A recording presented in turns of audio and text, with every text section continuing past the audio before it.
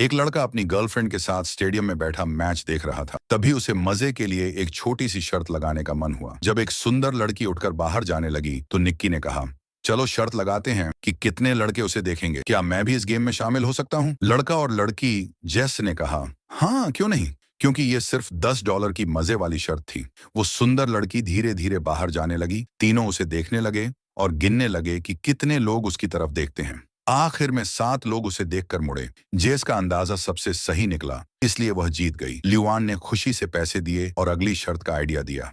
इस बार शर्त थी, कौन सी टीम पहले फाउल करेगी। जेस ने कहा कि उसे खेल की ज्यादा समझ नहीं है, तो उसने निक्की से कहा कि वो शर्त लगाए। लिवान ने इस बार शर्त की रकम $1000 कर दी। निक्की ने भी बिना हिचक के पैसे निकाल दिए। मैच शुरू हुआ, रेफरी ने सीटी बजाई और निक्की की चुनी हुई टीम ने फाउल किया। मतलब निक्की जीत गया और उसे $1000 मिल गए। अब लिवान ने तीसरी शर्त रखी, $5000 की। इस बार शर्त थी, अगली चाल पास होगी या रन। लिवान ने रन चुना। मैच शुरू हुआ, खिलाड़ी दौड़ गया, रन हो गया। इस बार लिवान जीत गया और निक्की हार गया। अब तक उसका कुल नुकसान $4000 हो चुका था। निक्की अब शर्त बंद करना चाहता था और जेस को कॉफी पर ले जाना चाहता था, लेकिन लिवान और खेलना चाहता था। वीआईपी रूम में सब अमीर लोग थे, तो थोड़े पैसे किसी को फर्क नहीं डालते थे। लिवान के कहने पर निक्की ने एक और राउंड के लिए हाँ कर दी। $10,000 की शर्त लगी। इस बार लिवान ने कहा, पास फेल हो गया और लिवान फिर जीत गया। निक्की को $10,000 का और नुकसान हुआ। अब निक्की ने कहा, $50,000 की शर्त लगाते हैं। जेस भी चौंक गई। निक्की ने शर्त लगाई, लेकिन फिर हार गया। अब उसका नुकसान $50,000 और बढ़ गया। जेस ने कहा, अब बस करो, हमें चलना चाहिए। लेकिन निक्की ने कहा, $100,000 की शर्त लगाते हैं। लिवान ने कहा, तेरे पास इतने पैसे होंगे नहीं। निक्की ने पैसों की गड्डी निकाल दी। सब हैरान रह गए। शर्त लगी। निक्की ने कहा, पास सफल नहीं होगा, पर पास सफल हो गया और निक्की फिर हार गया। अब निक्की बहुत जोश में आ गया। उसने कहा, अब $1,11,00,000 की आखिरी शर्त लगाते हैं। ताश की गड्डी उठाई गई। अगर निक्की का कार्ड 5 से बड़ा होता तो वो जीत जाता, लेकिन कार्ड निकला 3। जेस बैठ गई। निक्की चुप हो गया। वो सिर्फ $4000 की मस्ती करना चाहता था, पर अब $1,000,000 से ज्यादा हार चुका था। जेस को लेकर वो जाने लगा तो लिवान ने ताना मारा, माफ करना दोस्त, यही होता है जब मास्टर से खेलते हो। निक्की मुड़ा और बोला, $2,000,000 की एक और शर्त लगाते हैं, हिम्मत है? इस बार शर्त ये थी, लिवान दूरबीन से किसी भी खिलाड़ी को देखे और निक्की को उसकी जर्सी नंबर बतानी हो। अगर सही निकली तो निक्की जीत जाएगा। लिवान सोच में पड़ गया। क्या वाकई इसे लगता है कि मैं दिमाग पढ़ सकता हूँ? तभी निक्की बोला, इस बार नंबर जेस बताएगी। जेस पूरी तरह चौंक गई। तो क्यों ना शर्त लगा लूं? निक्की ने दूरबीन से खिलाड़ी को देखा और शर्त लगाने को तैयार हो गया, लेकिन जेस गुस्से में आ गई। उसे समझ नहीं आ रहा था कि निक्की आखिर इतना बड़ा जोखिम क्यों ले रहा है। उसने कहा, अगर नंबर सही निकला तो ये किसी चमत्कार से कम नहीं होगा। वो वहां से जाने लगी, लेकिन तभी सिक्योरिटी ने उसे रोक लिया। थोड़ी बहस के बाद माहौल शांत हो गया। निक्की ने जेस से कहा, तुम बस अपनी फीलिंग से कोई नंबर चुन लो, बाकी मैं देख लूंगा। लिवान ने एक खिलाड़ी चुन लिया। अब नंबर बताने की बारी थी जेस की। जेस ने दूरबीन से मैदान की तरफ देखा। वहां इतने सारे खिलाड़ी थे, किसका नंबर सही निकलेगा? उसे लिवान की पसंद, उम्र या सोच का भी अंदाजा नहीं था। तभी उसने देखा एक जान पहचाना चेहरा, फरहाद, जिसकी जर्सी पर लिखा था 55। वो खिलाड़ी नहीं था, फिर भी मैदान में कैसे आ गया? जेस हैरान हो गई। नंबर 55? नहीं, ये नहीं हो सकता, ये तो वही है। उसने कहा, मैंने सही नंबर बताया? हाँ बिल्कुल सही। जेस को यकीन ही नहीं हुआ, लेकिन सवाल ये था, निक्की को कैसे पता चला कि लिवान 55 नंबर ही चुनेगा? अब ये बात मायने नहीं रखती थी। उन्होंने अपना सारा पैसा वापस पा लिया और साथ में $10 लाख जीत लिए। दोनों ने पैसों से भरे 2 बैग उठाए और बाहर निकल गए। गाड़ी में बैठकर निक्की ने जेस को सच्चाई बताई। असल में निक्की और उसकी टीम लिवान पर पहले से नजर रख रहे थे। लिवान एक अमीर जुआरी था और उसे शर्तों का खेल बहुत पसंद था, इसीलिए उन्होंने पूरा प्लान पहले से बना रखा था। निक्की की टीम ने लिवान के दिमाग में 55 नंबर डालने के लिए बहुत चालाकी से काम किया। होटल के बाहर लगे बोर्ड पर लिखा था 55, सिक्योरिटी गार्ड की बैज पर था 55, रास्तों के साइन बोर्ड पर भी दिखा 55, स्टेडियम के आसपास जगह जगह नंबर 55 दोहराया गया। एक गाना चलाया गया जिसमें बार बार WQU शब्द आया, जो चीनी भाषा में 55 जैसा लगता है, और वो गाना 124 बार बजा। इतने सारे संकेतों की वजह से लिवान के दिमाग में 55 खुद ब खुद बैठ गया। जेस को इन सब बातों का बिल्कुल भी अंदाजा नहीं था, इसलिए जब उसने नंबर बताया तो वो बिल्कुल सच्चा और नेचुरल लगा और किसी को शक नहीं हुआ। अब जेस को लगा निक्की वाकई में एक कमाल का इंसान है, लेकिन उसे ये नहीं पता था कि सबसे पहले और सबसे ज्यादा प्लानिंग उसी के लिए की गई थी। कुछ दिन पहले की बात है, निक्की को एक आदमी ने पकड़ लिया था और उसके सिर पर बंदूक तान दी थी। पास ही जेस बैठी थी, जिसे निक्की ने कुछ दिन पहले ही जाना था। निक्की ने डरने की बजाय कहा, मेरे पास कुछ भी नहीं है, मारना है तो मार दो। ये सुनकर वो आदमी समझ गया कि निक्की कोई आम इंसान नहीं है, बल्कि एक असली मास्टर है। वो आदमी हार मानकर चला गया। इसके बाद निक्की जेस के पास गया और कहा, तुम में एक खास टैलेंट है, अगर तुम सीखो तो इससे पूरी जिंदगी कमा सकते। निक्की ने बताया कि वो तीसरी पीढ़ी का मास्टर चीटर, कॉन आर्टिस्ट है, चालाकियों और ट्रिकों में उस्ताद। जेस ने तुरंत पैसे निकालकर कहा, मैं ये सब सीखना चाहती हूँ। निक्की ने उसे सिखाना शुरू कर दिया। सबसे पहले उसने उसकी अंगूठी गायब की, फिर घड़ी, फिर पर्स से चीजें चुरा ली और सब कुछ बाद में वापस कर दिया। जेस हैरान रह गई। इन सब ट्रिक्स की सबसे बड़ी बात थी ध्यान भटकाना, यही उसका असली हथियार था। लेकिन निक्की ने जेस को तुरंत अपनी टीम में नहीं लिया, बल्कि उसे अलविदा कह दिया। कुछ महीने बाद निक्की न्यू ऑर्लियंस में एक जगह किराए पर लेने लगा, जहां वो नई टीम बनाने और अपने प्लान पर काम शुरू करने वाला था। जैसा उसने सोचा था, जेस खुद उसे ढूंढते हुए वहां आ गई। असल में ये एक टेस्ट था, ताकि पता चले कि क्या जेस सच में टीम का हिस्सा बनना चाहती है या नहीं। जब जेस टीम में शामिल हुई तो निक्की ने उसे एक मिशन पर भेज दिया। उस दिन कार्निवाल मेला चल रहा था और ये जेस के लिए सीखने का पहला मौका था। जेस हाथ में नक्शा लिए रास्ता पूछती जा रही थी। उसी समय एक साथी चुपचाप एक आदमी के कैमरे की लेंस चुरा लेता है। फिर एक और साथी एक राहगीर से जानबूझकर टकराता है और पीछे से जेस उसका पर्स आसानी से उठा लेती है। जैसे जैसे ये सब आसान लगने लगा, जेस का आत्मविश्वास बढ़ता गया। अब उसने चॉपस्टिक, कांटे जैसी चीनी छड़ी से एक औरत के पर्स से पर्स निकाल लिया, वो भी सिर्फ 1 सेकंड में। निक्की ऊपर से सब देख रहा था। उसने अपनी टीम से कहा, शांत रहो, अब जेस को खुलकर काम करने दो। अब जेस ने अपनी असली काबिलियत दिखानी शुरू की। उसने कई चीजें चुराई और निक्की उसकी चालाकी देखकर बहुत खुश हुआ। फिर निक्की उसे एक और जगह ले गया। यहाँ अब कोई अभ्यास नहीं था, सीधा असली काम शुरू करना था। यहाँ बहुत तेजी से काम करना होता था, सामने वाले को कुछ समझने से पहले ही सब कुछ खत्म। निक्की ने जेस को हाईटेक जुआ दिखाया, जिसमें एक कॉन्टैक्ट लेंस लगाया गया था, जिससे कार्ड के अंदर देखा जा सकता था। सामने एक अमीर आदमी बैठा था। उसने सारा पैसा लगा दिया और एक ही राउंड में हार गया। इस टीम के पास क्रेडिट कार्ड चोरी करने का भी तरीका था। किसी की जेब से कार्ड निकालते, एक मशीन से उसकी जानकारी पढ़ते और फिर चुपचाप वापस रख देते। जब तक सामने वाला कुछ समझे, सारा पैसा उड़ चुका होता। एक और तरीका था, एटीएम मशीन पर नकली कवर लगाया जाता। जब लोग पैसे निकालते, उनका पासवर्ड उस नकली कवर में रिकॉर्ड हो जाता। फरहाद बाद में वो कवर निकाल लेते। निक्की ने टीम से कहा, सारी चोरी की चीजें अलग अलग तरीके से इस्तेमाल करो, क्रेडिट कार्ड से महंगी चीजें खरीदो और फिर एक जगह जमा करो। इन सब के दौरान जेस को पूरी टीम और उनके काम करने का तरीका दिखाया गया। एक बार जेस को एक खूबसूरत नेकलेस, हार पसंद आया। वो उसे अपने पास रखना चाहती थी, लेकिन निक्की ने साफ मना कर दिया। सुरक्षा के लिए ये सब चीजें हमें बेचनी होती हैं। ये सब सामान ब्लैक मार्केट, काले बाजार में बेचा जाता और मुनाफा कमाया जाता। जेस ये सब देखकर निक्की से बहुत प्रभावित हो गई। इतना कुछ देखकर उसका निक्की की तरफ झुकाव बढ़ना भी अब समझ में आता था। अगले दिन जेस और फरहाद एक अमीर इलाके में बातें कर रहे थे, लेकिन ये असली बातचीत नहीं थी, बल्कि एक नया प्लान शुरू हो चुका था। फरहाद ने कहा, तैयार हो? जेस बोली, हाँ फ्रैंक। फिर जेस जोर जोर से चिल्लाने लगी, ओ माय गॉड, कोई मदद करो, जल्दी करो, हेल्प। ये सब एक एक्टिंग थी। पूरा प्लान था,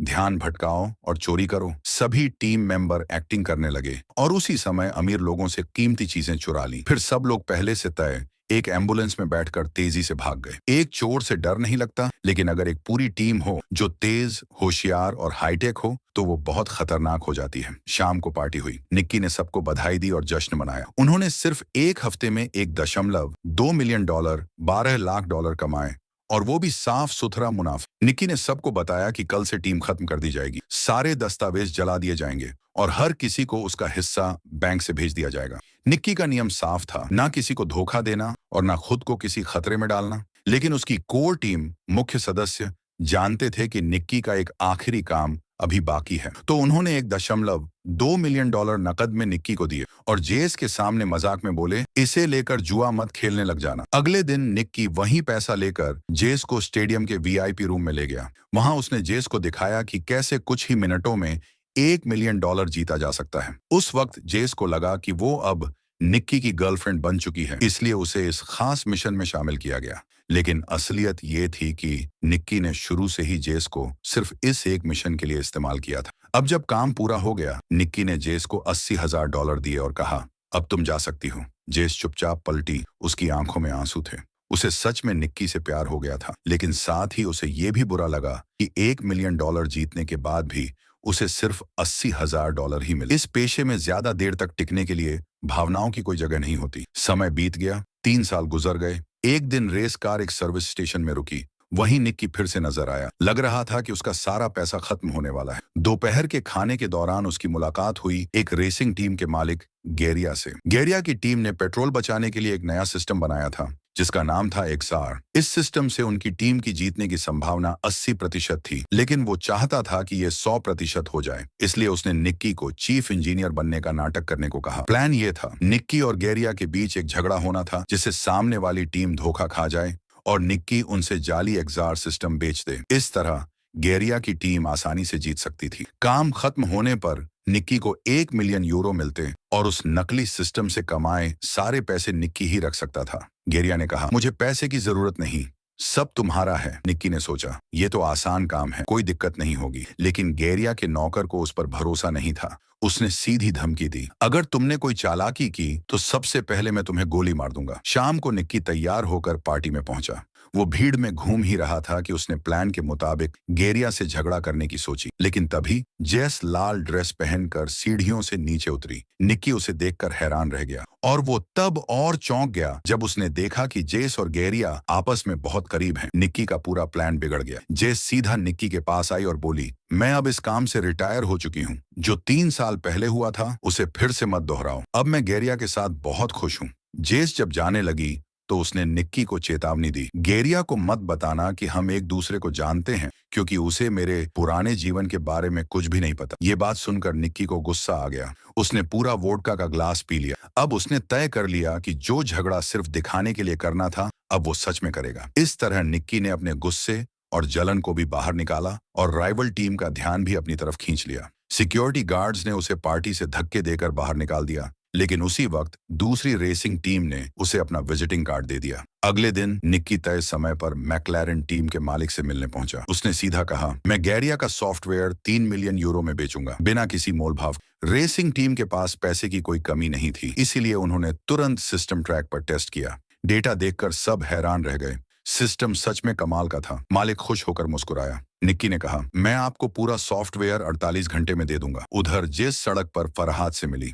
उसे निक्की ने भेजा था ताकि वो जेस से बात कर सके। फरहाद बोला, 3 साल पहले निक्की तुम्हें बिना बताए नहीं गया था, उसे जाना ही पड़ा, लेकिन वो सच में तुम्हें पसंद करता है और अब चाहता है कि तुम उसे एक और मौका दो। फिर उसने जेस को एक छोटा डिब्बा दिया। उसमें वही नेकलेस, हार था जो जेस को सबसे ज्यादा पसंद था। अब निक्की का दिखना अजीब नहीं लग रहा था। वो हार शायद निक्की ने पहले ही संभाल कर रख लिया था या फिर नया खरीद लिया, फर्क नहीं पड़ता। जरूरी बात यह थी कि जेस का दिल पिघल गया था। उसने कहा, भले ही अब मैं निक्की पर भरोसा नहीं करती, लेकिन अंदर से वो फिर से निक्की के करीब आ गई थी। अब आया डील वाला दिन। निक्की तय समय पर मैक्लारेन टीम के मालिक के पास पूरा सॉफ्टवेयर लेकर पहुंचा। फिर एक मजबूत शरीर वाला आदमी आया जो बहुत शांत था और निक्की को पूरे €3 मिलियन दे गया। लेकिन निक्की जैसा इंसान सिर्फ एक बार की डील में नहीं रुकता। उसने सिस्टम की एक और कॉपी बना ली थी और उसे बाकी सभी रेसिंग टीमों को भी बेच दिया। हर बार हाथ मिलाने के साथ निक्की की जेब में लाखों यूरो और आ जाते। रेस वाले दिन तक किसी भी टीम को पता नहीं चला कि हर किसी के पास एक ही सिस्टम है। ये पूरी चाल निक्की के लिए बहुत फायदेमंद साबित हुई। एक ही दिन में उसने करोड़ों कमा लिए। शाम को निक्की ने होटल से भागने की जगह जेस को एक मैसेज भेजा, अगर तुम समय पर आ गई तो हम दोनों यहाँ से चले जाएंगे। निक्की इंतजार करता रहा। कोई दरवाजा नहीं खटखटाया। वो उम्मीद छोड़ने ही वाला था, तभी जेस आ गई। अब उनके पास समय बहुत कम था। उन्हें फौरन वहां से निकलना था। लेकिन तभी वो मजबूत शरीर वाला आदमी जिसने मैक्लारेन टीम की ओर से पैसे दिए थे, सामने आ गया। असल में वो गेरिया का आदमी था। उसे निक्की की सारी चालों के बारे में पता था। बस एक बात उसे नहीं पता थी कि निक्की ने असल सॉफ्टवेयर सभी टीमों को बेच दिया है। असल में उस आदमी को पहले से ही पता था कि गेरिया ने निक्की को नकली सॉफ्टवेयर बेचने को कहा था, पर किसे पता था कि निक्की सच में असली सॉफ्टवेयर बेच देगा। फिर उस आदमी ने सेफ्टी गियर पहना और अपनी कार से तेज स्पीड में सीधे निक्की की कार को टक्कर मार दी। टक्कर के बाद वो भारी भरकम आदमी तो बिना किसी चोट के बच गया, लेकिन निक्की और जेस पकड़ में आ गए।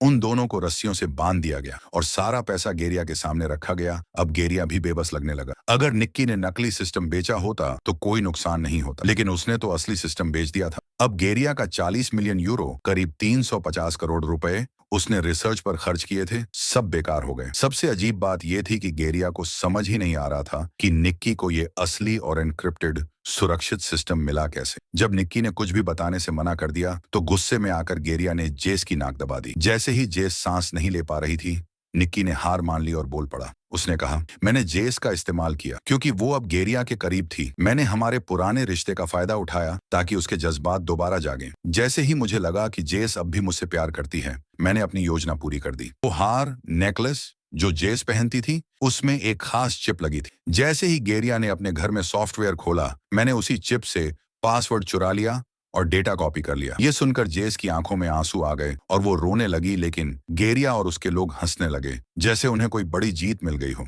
फिर गेरिया बोला, तुम्हारी कहानी सुनने में सच्ची लगती है, लेकिन मैं अब भी तुम पर भरोसा नहीं करता क्योंकि जेस कभी मेरी गर्लफ्रेंड थी ही नहीं। वो तो सिर्फ एक लालची लड़की है, गोल्ड डिगर। फिर गेरिया ने जेस से पूछा, ये क्या चल रहा है जेस? जेस बोली, मैं तो बस उसकी घड़ी चुराने आई थी।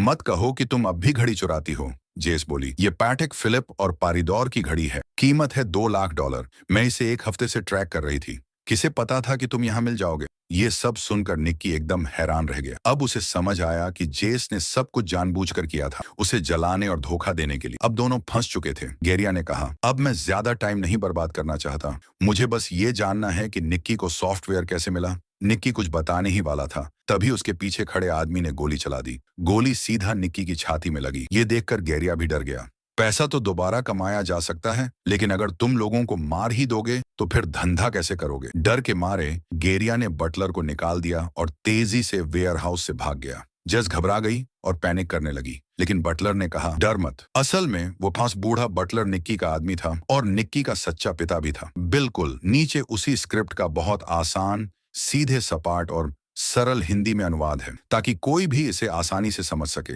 बटलर ने जानबूझकर गोली इस तरह मारी कि निक्की का दिल और बड़ी नस एओर्टा बच जाए और सिर्फ फेफड़ों में एक छोटा सा छेद हो। फिर उसने टेप लगाकर घाव बंद किया और एक बड़ी सिरिंज से निक्की के शरीर का खून निकाला ताकि अंदर की हवा का दबाव, प्रेशर सही किया जा सके। निक्की की जान बच गई। कहना पड़ेगा, ये प्लान बहुत ही खतरनाक और रिस्की था। पीछे रखे पैसों के ढेर को देखते हुए तीनों जल्दी से कार में बैठे और वहां से भाग निकले। निक्की एक अनाथ जिसके माँ बाप नहीं थे था।